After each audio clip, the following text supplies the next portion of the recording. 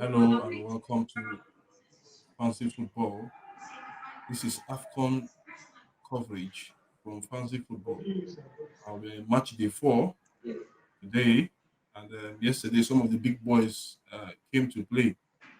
We saw Senegal, we saw Algeria. The Algeria were unlucky, but if you see the quality of football that they played, you will marvel with it.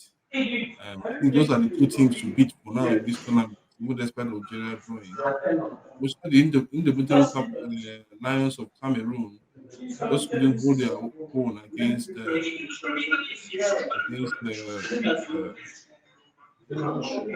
side they played yesterday. But hopefully, let's see what will happen today. But we'll look back. Roland will look back at what happened yesterday. We'll look ahead of today. So, Roland, good afternoon and nice to be on the show today. Yeah, thank you, Philip, and thanks for having me on the Fancy Football Show. Senegal pumped Gambia 3 goals to 0. And we saw Algeria and Angola yesterday. What a match that was yesterday for the Algerians. But they just couldn't hold their own at the end of the day and win 1-0 Angola.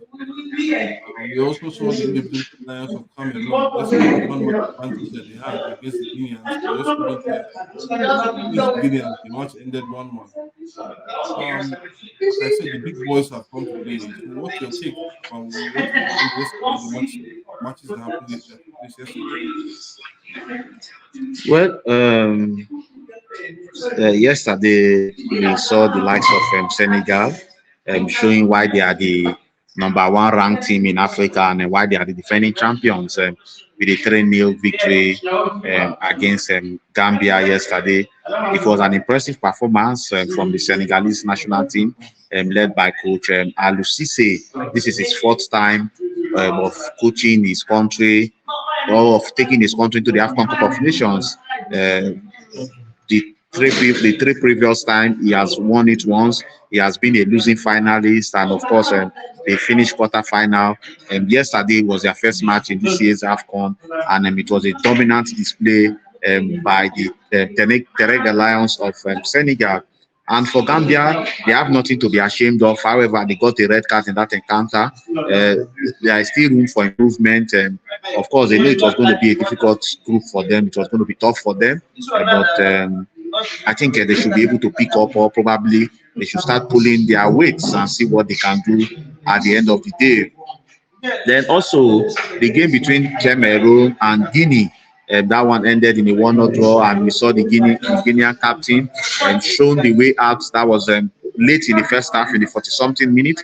He was given a red card by the Algerian referee or the Egyptian referee. Yesterday I was watching that game. Excuse me.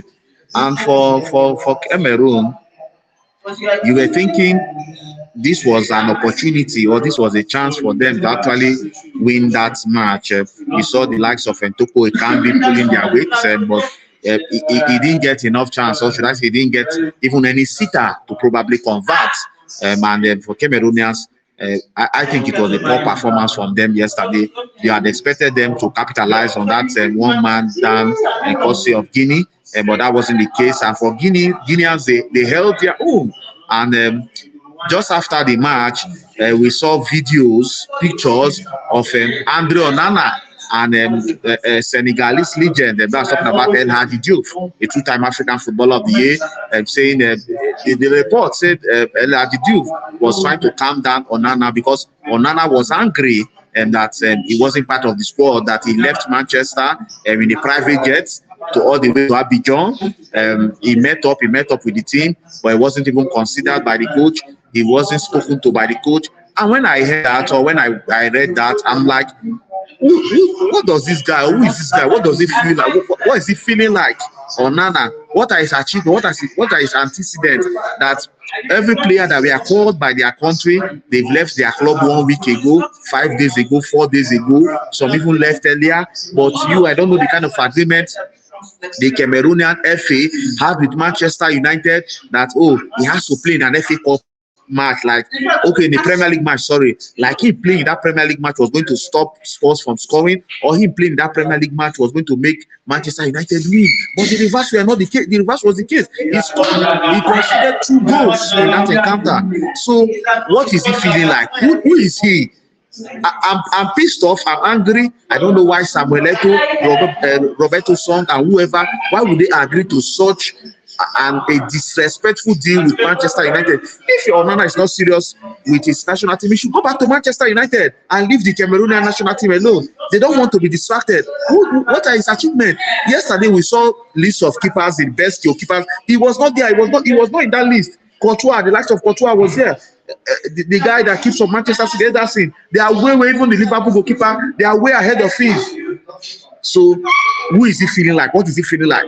Anyway, back on talking about the match for Cameroon yesterday.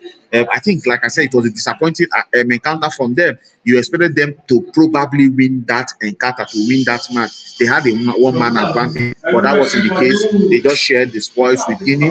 Then looking at Angola and Algeria. Algeria are the 2019 champions, and they, of course, they are also one of the favorites in this tournament. They took the lead, and you were thinking, okay, this will be a match that they will win. But for the Southern African team, that's talking about Angola, they also held their own. They put up the fight, and they ended up getting. I'm just looking at our crawl message here. Ghana Cape Verde is actually 2-1, so I think you have to correct it maybe later.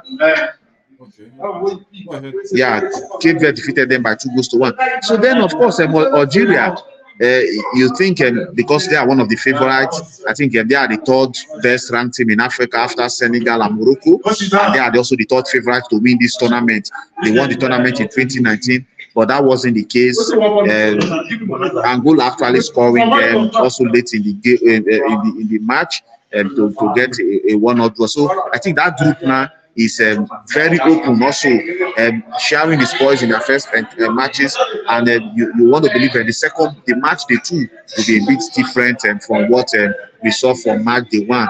I can boldly say now that there are no minnows, just like I said yesterday, in African football, because we are seeing the results until the big boys start to pull their weight until the big boys they start differentiating men from boys. That is when we say, okay, these are the things we want, not just on paper. It's one thing to have quality players. It's one thing to have high-profile players. It's another thing to have a team. And so far, so good. The lesser countries or the least-ranked countries in this tournament, they are showing that they can play at this level, and I've been impressed with them. It's just Senegal that lost 3-0 woefully to the defending champions. Of course, Gambia that lost woefully to Senegal, the defending champions, by 3-0. Otherwise, you've seen big boys. You saw Cape Verde, they defeated Ghana by 2-1. You saw Egypt, you saw Mozambique against Egypt. Egypt, you are begging for a draw. You saw Super Eagles against Guinea. You saw Super Eagles against Equatorial Guinea, and Super Eagles also begged for it because Equatorial Guinea scored first. Then, of course, in the match they won, there you saw the host nation, they won their match comfortably by 2-1 against Guinea-Bissau. Then, otherwise, you've seen other lesser teams actually pulling strings, and I think I'm enjoying the AFCON Cup of Nations tournament.